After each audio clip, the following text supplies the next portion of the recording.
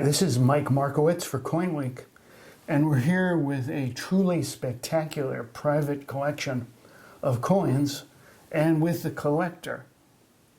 And today we're going to look and talk about some really wonderful, rare, and historic pieces of history. What I'm holding in my hand is a piece from the dawn of coinage in the Western world, what you might call the birth of money. We think that these were created in Ionia, which is now the western part of Turkey, around 650 to 600 BCE. And the metal in which these are made is unusual. It's called electrum. Electrum, which is from the same word we get the word electron from. Electrum was the Greek word that meant amber, the yellow precious stone, but it also was used to describe this natural alloy of gold and silver that was found in some of the rivers of Western Turkey. The trading cities and kingdoms of that era began to make standardized nuggets from this electrum material. It might be 2/3 gold and 1/3 silver. It might be 2/3 silver and 1/3 gold. But they standardized the alloy, and they standardized the weights. But at this point, they were just, you might say they were just standard nuggets. And there's no design. There's a punch mark or 2 punch marks on the back. Within a few years after the dawn of coinage, the dawn of counterfeiting, we're holding a plated 1/3 stater, a standardized nugget, that's an ancient forgery. It has sort of that white gold look to it, but it's over a base metal core, probably lead or leaded bronze. How does this come to be in your collection? I saw it in an auction in the past couple of years, and I liked firsts in my collection, and I figured this is one of the first counterfeit coins ever made. And I've had a few forays in counterfeits. In fact, the first ancient coin I bought turned out to be a fake. Next time I see a coin that says made in China, I'm going to believe it. This one I thought was interesting because, again, it was you could say it was one of the first counterfeit coins ever made. One of the things I noticed about it is, in addition to the color, is that it's a little bit lighter than the standard weight, just by a small amount. But that's what attracted me to this coin, and following the history of coinage, that it didn't take long for people to counterfeit what was thought to be real money. It didn't take very long until the authorities that struck these coins started putting designs on them. So in many cases, these were statements of local pride. It was the city badge. This is a design with just a cluster of pellets. It's an uncertain mint. We don't know where this is from in Ionia. There were maybe a dozen important Greek trading cities along that piece of coastline of the Aegean. 650 to 600 BC, that same early period, but this is the beginning of designs on coins. Yeah, I call that coin my Rorschach test, because when you look at those pellets, I've read various interpretations of what that formation on the coin means. But on to the badge. There was a kingdom called Lydia. They were a non-Greek people, but they traded with the Greeks who were their neighbors. And Herodotus, the father of history, credits them actually as the inventors of coinage. But really what they invented was putting designs on the money. And their badge was the head of a roaring lion. And off to one side, often, there is a little sunburst, which early numismatists thought was a wart on the nose of the lion. This is a particularly beautiful example. It's extremely fine. 610 to 546 BC. 546, we know when the kingdom of Lydia ended because Herodotus reports that just before the final battle against the Persians, there was a solar eclipse. And of course, astronomers can date solar eclipses very precisely to the minute. So we know the latest possible date for Lydia is 546 BCE.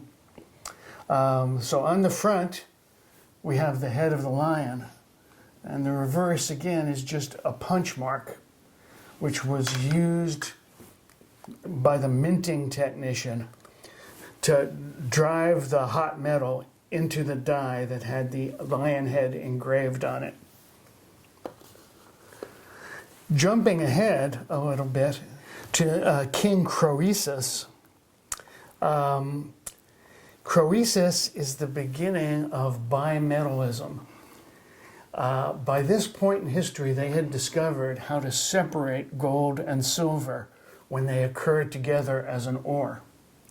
So Croesus introduced the first pure silver and pure gold coins. Now, by pure gold, as close to 24 karat as they could get. With ancient technology, the last little bit of platinum metals are very hard to refine out of gold.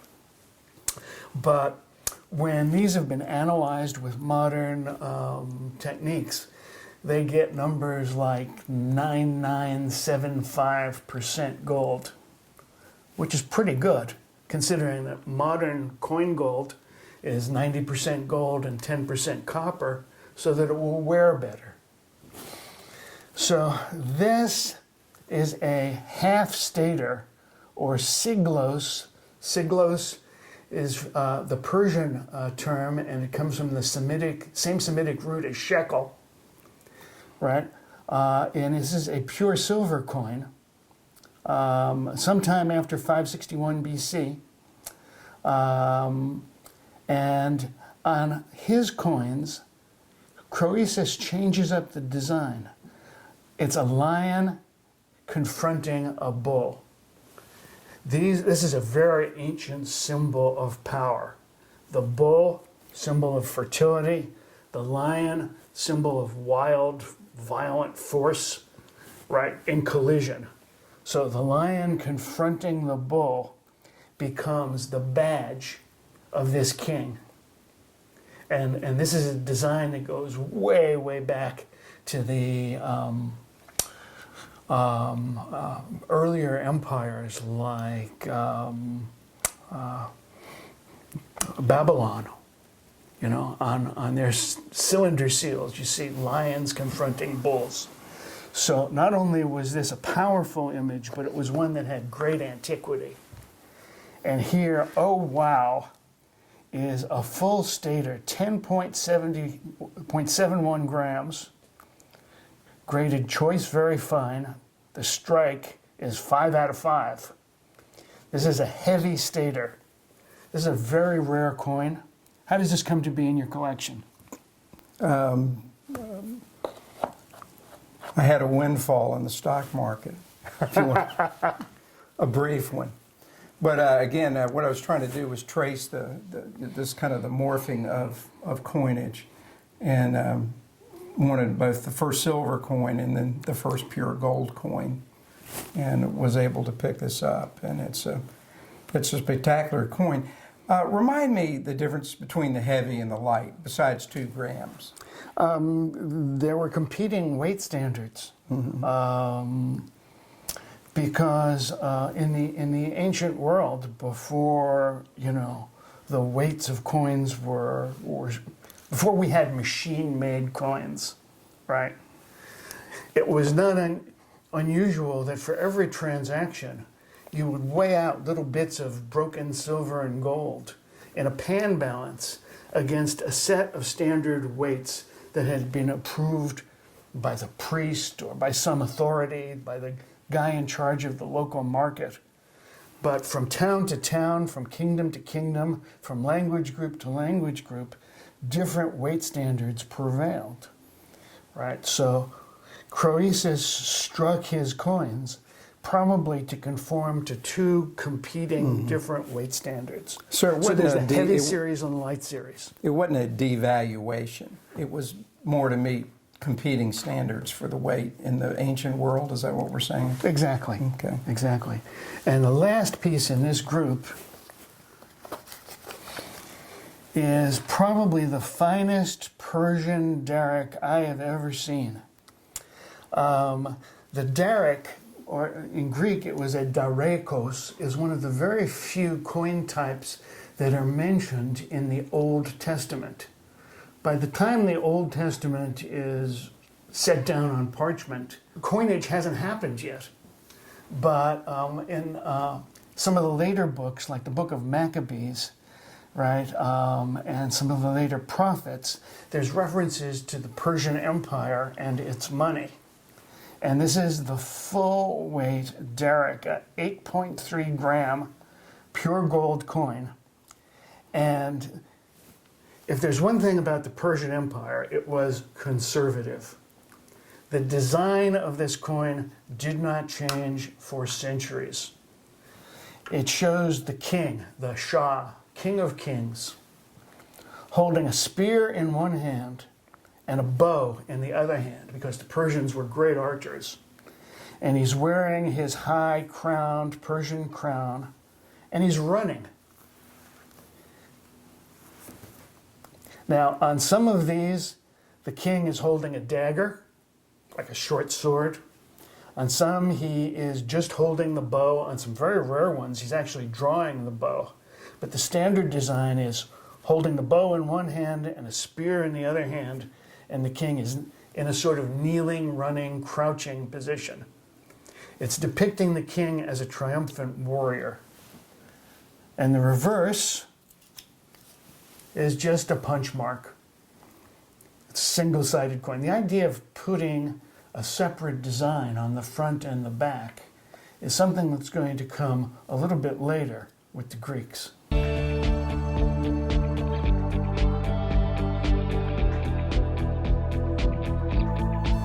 We're looking at an extraordinary group of archaic Greek silver coins from Magna Graecia, the area of southern Italy that was settled by colonists from ancient Greek world.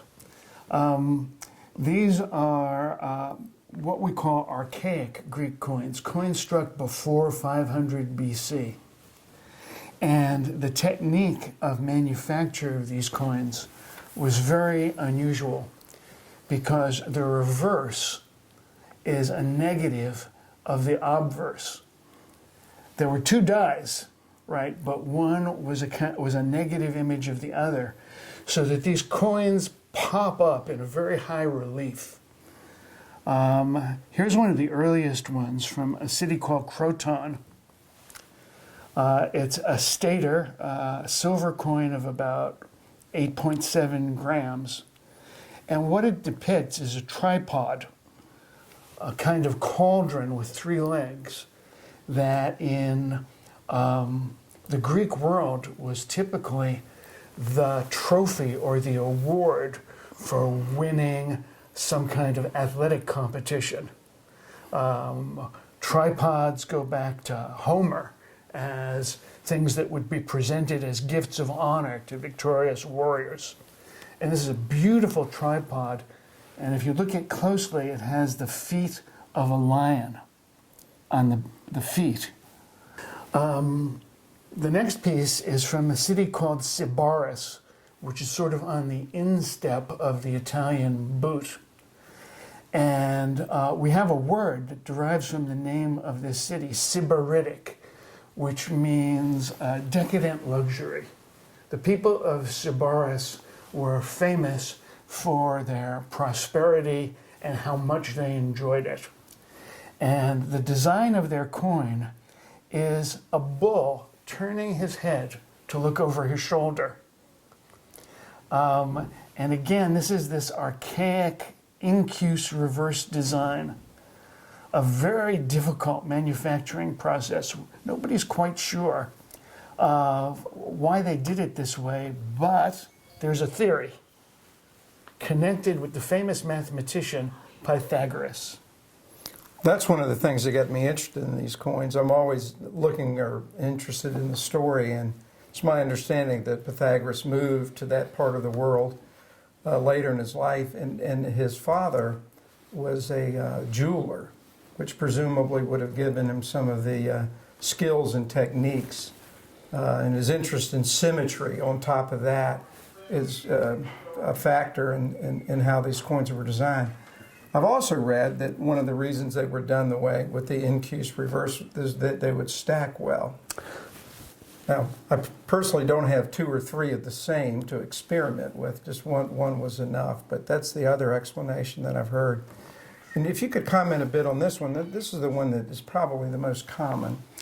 The city of Metapontium in Lucania, which is sort of south-central Italy, was famous for the fertility of its volcanic soil. So what was the badge of the city, which they used as their emblem? It was a head of barley. And the ancient Greeks didn't really brew beer. So their barley was made into porridge or bread. But it's a 3-row barley. You can see the individual ears and the spikes that are characteristic of the flowering tops of that plant. And these are in very high relief. This is very, very deeply struck. And again, it has that wonderful old collection toning, which anyone else would call tarnish. This is a small denomination of the same coin. Many collectors are astonished to see how small some of these ancient Greek denominations were. This is a fraction of a gram. A coin called is this an obol? Obol, yes, and it's a little over a half a gram. Let me see if I can get it out real quick. And the obol, which is 1/6 of a drachma, is not the smallest. There was a hemi-obol, which is the half, and there was a tetrartemorion, which is a quarter of that. So some of these coins are down to weights of a few milligrams. And there's a story from one of the Greek playwrights about people would keep these tiny coins in their mouths and spit them out when they needed to make change. But of course that created the risk that you would accidentally swallow your small change. That would be a problem. I've also read, and it makes sense to me, that the ultra small denominations in some of these early coins, you don't see it after bronze coins become more plentiful. That at this stage, including the electrum coins, which went down to 1/128th of a stater. Like you said, you'd put them in your mouth, or it'd be very difficult to keep to not lose them. In fact, a good friend of mine who had one lost it, and so he's not buying any more of those. But the point is that as bronze coins became more widely used, the need for the ultra small precious metal coins went away, so that as you go to later periods, you don't see the ultra small precious metals coins. Most importantly, right, what coinage was for in the ancient world, especially high value coinage, was paying mercenaries and buying slaves, right? The gold coinage was for really high value transactions in luxury goods, right? If you were buying a horse, right, a purebred stallion, you would probably be paying for that in gold coin, right? So the elite used that high-value precious metal coin for the purchase of luxuries and slaves and land, and probably for paying your mercenary generals. Whereas the silver coins, the $20 bill of the ancient world, was for making sure that your mercenaries, who you depended on for the maintenance of your power and the protection of your city, were happy. And mercenaries like to be paid in good silver.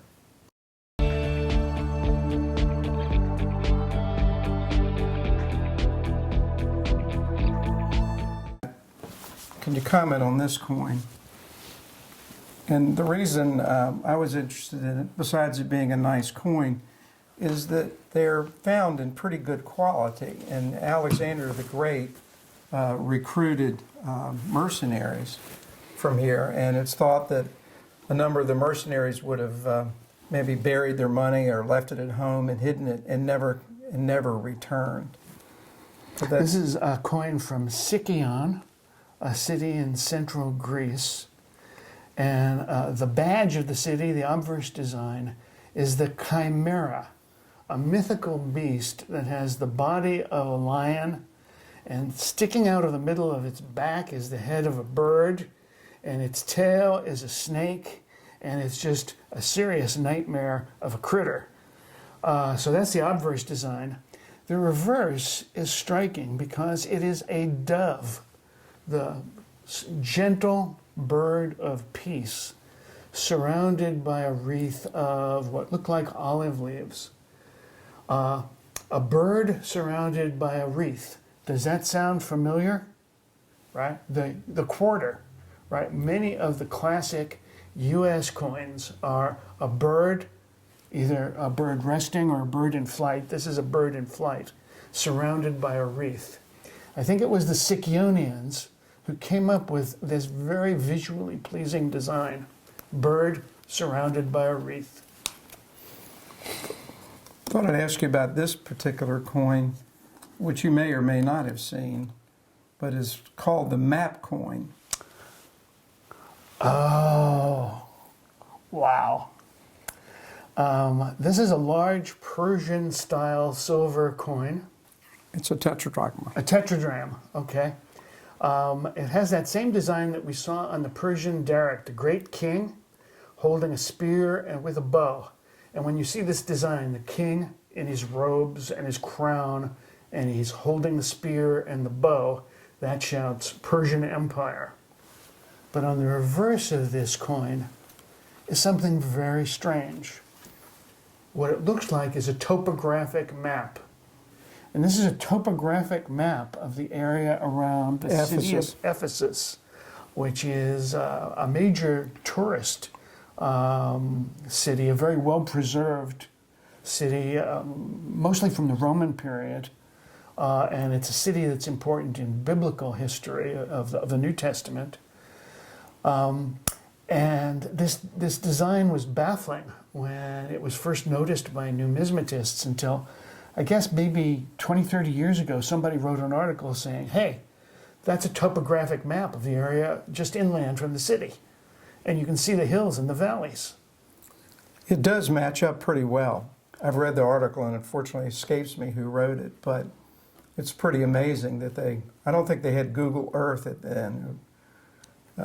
Maybe they did, but for them to have created that was pretty cool. Well, they'd gone up in the alien spacecraft and looked Is that down. what it was? I should have known. Well, you were mentioning larger Greek coins. Maybe you want to chat about this. I know you've addressed it in some of your podcasts before. This is a dekadrachm, and the word dekadrachm in the ears of a numismatist is magic.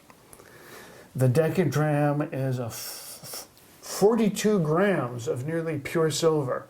A troy ounce is 31.103 grams. This is more than an ounce of silver. This is an enormous amount of money, right? But what makes these coins interesting and valuable is that the dies for these coins were cut by master engravers.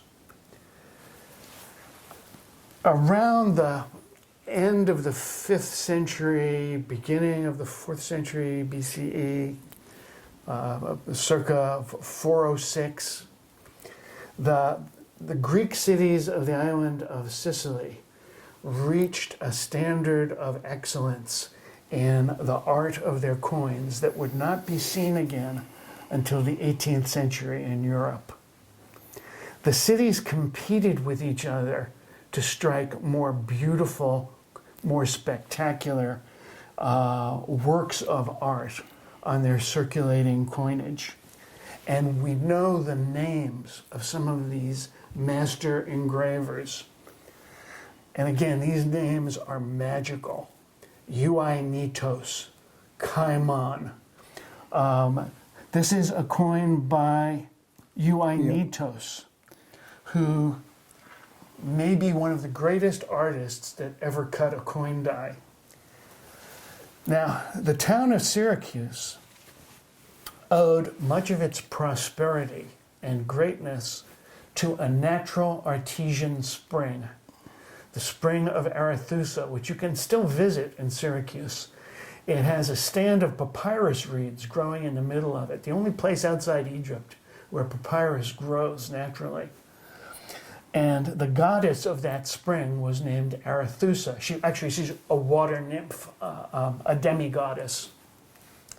And here she is, right, with a magnificent hairdo, a stunningly beautiful woman, and there's 4 little dolphins swimming around her because she's a water nymph. On the reverse of this coin is a 4-horse chariot. I don't know how many of you have seen the chariot race in the movie Ben-Hur, but in the ancient world, 4-horse chariot racing was NASCAR and football and Formula One, and it was the most popular sport. Kings competed against other kings to have the fastest chariot teams. Towns, all right, the politics of the towns were centered around the different factions that ran the chariots in the races, from time to time. So chariot racing was a big deal. And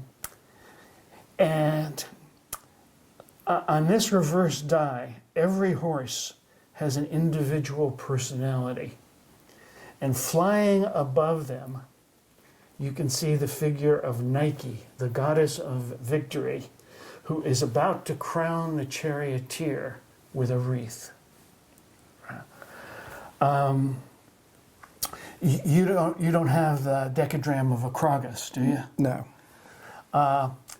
There's another one of these chariot decadrachms. There's only a handful of them in the world. The British Museum has the best one. And it shows the chariot in the act of turning, right? Which was an even more difficult technical challenge for the engraver. But this isn't just any old chariot. This is the chariot of the god Apollo riding the chariot of the sun across the sky, right? So these are divine horses and a magical chariot.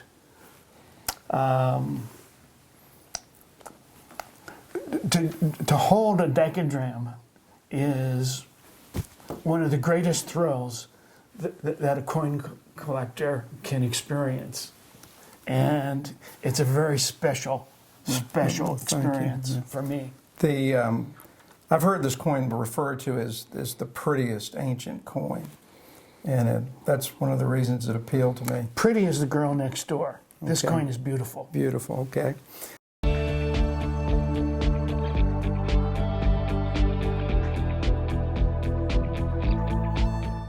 I wanted to share with you these 3rd century, primarily bronze coins that are referred to broadly as Aes Gracia. And they interested me because of a couple of reasons. One, they're large, and I like bigger coins and like sharing them, which is sort of pedestrian. But it's also the crudeness of these coins. They were produced by the Romans during a period that preceded by 2 centuries before, where beautiful Greek coins, like the ones we just looked at, were produced only 150 miles away. And my understanding was basically a bronze standard. Bronze was the most important metal to the Romans. They didn't, at that stage, employ a lot of mercenaries. They were largely self-sufficient in terms of trade, so they didn't really have that much need for money. And bronze, initially, and it was called as rude, just lumps of bronze were weighed. And this maybe goes back to the 7th century BCE. And then that morphed into something that's called as signatum, which is shapes, where the bronze was poured in shapes but not uniform weights. And then they began to produce the bars. And I skipped a stage actually, as formatum is what I was mentioning earlier. That's when they were just shapes. And then as signatum, which were the bars, which had signatures on them. Eventually, at the beginning of the 3rd century BCE, we get to the coinage. And you might have some thoughts on how bronze was so important to the Romans that would jive with this. Bronze is an alloy of copper and tin, about 85% copper, 15% tin, typically. There's no native deposits of tin in Italy, so they had to trade with it. They probably traded with the Phoenicians, who went all the way to Cornwall in Britain to get it. But when you alloy copper and tin to make bronze, you get a metal that's easy to work, it's easy to cast, you can make weapons out of it, you can make tools out of it, you can make kitchenware out of it. And bronze is what we call a self-protective metal. It forms a layer of oxide on the surface that stops deeper corrosion. Why do we make statues out of bronze? Because we can leave them out in the weather and they last for centuries, right? Because they'll form that green patina layer, the oxide layer on the surface, right? So lacking any supply of silver, right, the Romans had the idea of making this heavy coinage in bronze. And being an intensely practical-minded people, they wanted their bronze coins to be valuable. So they are enormously heavy, right? The notion that you would need a wheelbarrow to take your money to the market, right? So that whatever you bought there, you would bring home in a sack, is like a standing joke of ancient history with these coins. And these were cast in probably clay molds, maybe stone molds. The designs are very crudely executed, right? Although they're double-sided.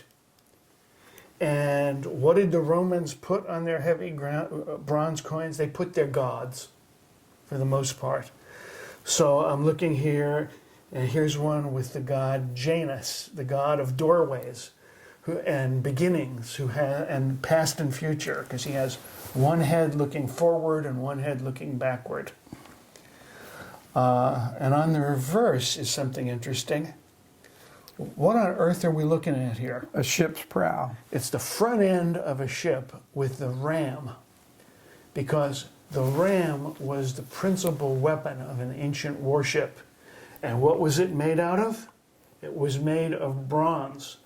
Probably the heaviest bronze artifacts that were ever cast in the ancient world were rams for ships. There's one in a museum in Israel, the Athlete ram, that was found off the Israeli coast some decades ago. And it weighs like a ton of high-quality bronze. Right, because the other thing about bronze is it stands up to seawater very well. That's why we make ship propellers out of bronze, still today. Well, the Romans were very proud of their ships. They learned how to make ships because from their enemy, the Carthaginians, when a Carthaginian ship ran aground on the Italian coast, and the Romans, practical-minded as they were, reverse engineered it.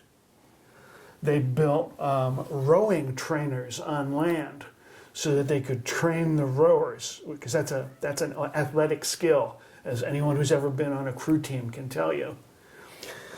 So the ship becomes a very repeated design on this early Roman coinage, to the point, in fact, when later the Romans flipped a coin, they would say heads or ships.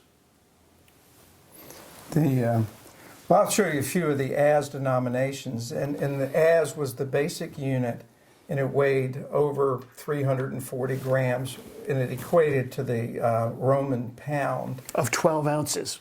Uncia. And so they were sort of on base 12. But this is the first As, and this has Mercury on it. And this is dated to around 280, 290 BCE. The various literature, and there's not a lot on this, the Vecchia books are the ones you see most commonly. The earliest work on it was by Haberlin, which is in German, and I don't have a copy of that. But this was an example of one of the earlier As types. And then the next one in the series, which I really like, is the Apollo. And you can see this is a high relief coin. Wow. So I think, I haven't submitted this to NGC, but I would hope it would get 5 out of 5 for the strike on this, even though there is no strike, for the mold. That would be an enormous slab. They would be. And then they also produced one here with Roma on it. And this is the Roma. And you can see the 1 on it, which indicates 1 As. And we move on down and to the one you just shared with us. And this is the most common one, the Janus head with the ship's prow on the reverse. And if you see a coin like this in the coin show, you'll probably see 5 of these for any other type, maybe 10. This is the most common series and is probably the one that you're most likely to see. There was a slight change in that coin around 225, and where the ship's prow is to the left. And they tend to be higher quality coins, but it's the same basic design. There's a lot more detail there. And then this is better quality than the other ones. So this is a fun coin to have. And what you see in the 60 years between the first one we just looked at and this one is the average weight tends to go down. It goes down to more like 270 grams. So they're sort of gradually being devalued or debased, not in the sense of the content of the bronze changing like the silver coins, less silver content, but just the actual weight of an As. In terms of the buying power, as you alluded to before, and there's not a lot of information available to you, but an As would buy a very fine bottle of wine or maybe a night or two at a decent place to stay. So maybe something between 50 and $100, today's money. So not having a debit card when you traveled, these would get to be quite cumbersome. As we mentioned, they have goddesses on the front, and then sometimes animals and sometimes a design on the reverse. And this was a popular series. Again, this is the 1 As coin, and this was dated to around 230 BCE, and they had a 6-spoked wheel on the reverse. And the entire series, and this is the Simus, here also had the Chariot wheel on the reverse, or maybe sometimes it's speculated this was some sort of reference to a road system. There are various explanations. I think your chariot wheel makes more sense.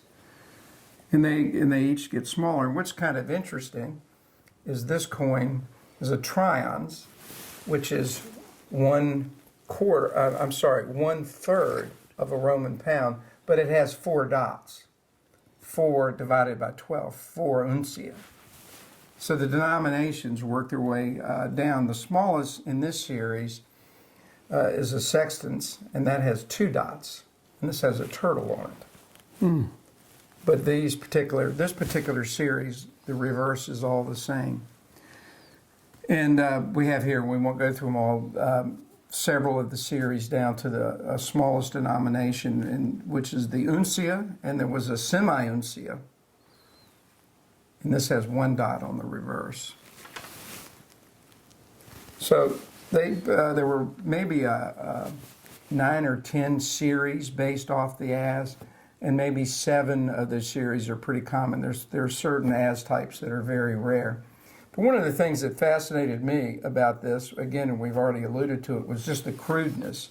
That dekadrachm we saw from Syracuse was made 100 years before these even came into existence. But it also tells the story of the wars, the Punic Wars, the Second Punic War, in which Hannibal occupied Italy for, I guess, a decade and a half. Never actually conquered Rome, but they ran up really big debts. And many of the debts would have been as denominated.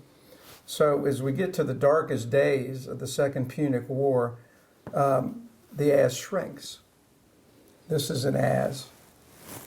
And this is dated to 215, 217. And then it gets even smaller. Same Janus head, ship's prow on the reverse, but it's even lighter. And ultimately, before the series is discontinued, the weight is 1/6. So this is the same coin. This dates to 212, just before the reform at 211. So what happened was, if you were owed a debt in Ases, and originally the full As that weighed a Roman pound was worth that much in bronze, you got paid back with this. So the preponderance of the war debts related to the Second Punic War were basically reduced by 5/6. And then the series is discontinued, and we go to a struck coin after that, and then that's when the denarius comes. Point out one or two other things. There were larger than 1 As denominations. There were up to 10 As denominations in the very lightest version there I shared with you. But this is the wheel spoke series, and this is a 2 As coin. And this coin weighs over 500 grams. And these are quite rare. I've read that most of the heavy bronze comes from a single hoard that was discovered in the 19th century. There's a whole jar full of a giant jar full of them. And under the terms of a memorandum of understanding with the Italian government, these coins are now illegal to import into the United States from Italy because they're considered an important part of Italy's historic cultural patrimony. Anything after 2011 is when that MOU came into effect, and it is enforced. I've tried to get and have pedigrees that go prior to 2011 because it's only going to get to be a bigger issue. Point out two other things. Not only did Rome produce these Aes Gracia coins, but neighboring cities in northern and central Italy produced them. And this particular one is from Hatria, which was a city closer to the coast, and has their civic badge or god Solinus on there. And on the reverse, it's kind of interesting. It says HAT for Hatria and has a sleeping dog, and I'm not sure what that's about. Yeah, dogs are very rare on ancient coins, and cats are too. Well, I can certainly understand cats not being on them, but the dog is pretty neat. This coin is special to me because it is a plate coin in the Haberlin book, which is the seminal work on the coinage. And the 2 As coin actually has a pedigree back to the late 1700s. As I mentioned to you earlier, it's all in German. It might say, in English, "You're a fool, this is a fake," but I've been told it says it goes all the way back to the 1790s. And just as an aside, there's a few examples of cast coinage. Interestingly, the losers in the Punic War had to resort to cash coinage as emergency money after they lost the Second Punic War, and they were cast. But some people try to relate it to the cash coinage of Olbia, which was predates this coinage by about 100 years. So I really don't buy it, but it's pretty neat. It's a town on the Black Sea. So this is another example of ancient cast coinage,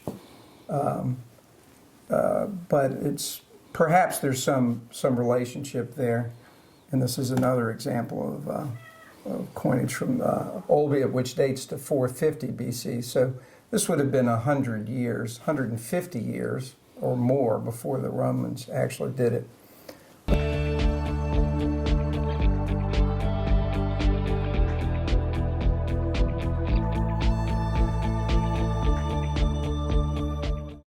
One thing that attracted me, besides they're just neat coins, Is the history. is the history.